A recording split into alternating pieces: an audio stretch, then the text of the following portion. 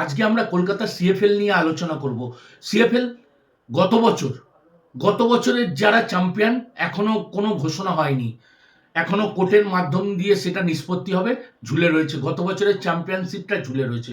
এবছরে ঝাঁ চকচকে আইএসএলকে মানে আইএসএল এর মতো ঝাঁ চকচকে মোড়কে আবার সিএফএলটা চালু হয়েছে। ভালো কথা, কলকাতা ফুটবলটাই হচ্ছে মেন।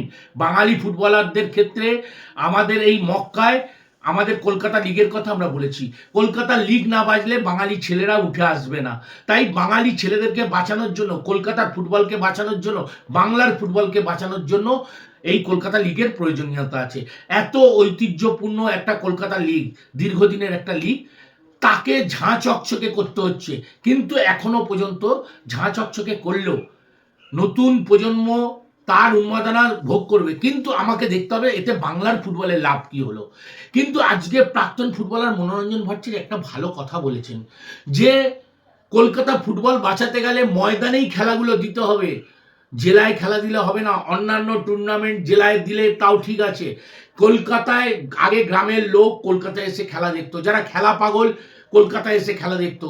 মোহনবাগান মাঠ, ইস্টবেঙ্গল মাঠ, মডার্ন মাঠ, ইডেন গার্ডেন বা যে কোনো খেলা, সল্টলেক স্টেডিয়াম, গ্রাম বাংলা থেকে আসতো বা শিলিগুড়ি টিলিগুড়ি সব জায়গা থেকে আসতো। কিন্তু এই খেলাগুলোকে বাইরে নিয়ে গিয়ে এখন একটাই প্রবণতা হয়ে গেছে, প্রতিটা টিম কলকাতার মাঠে ট্রায়াল করছে না।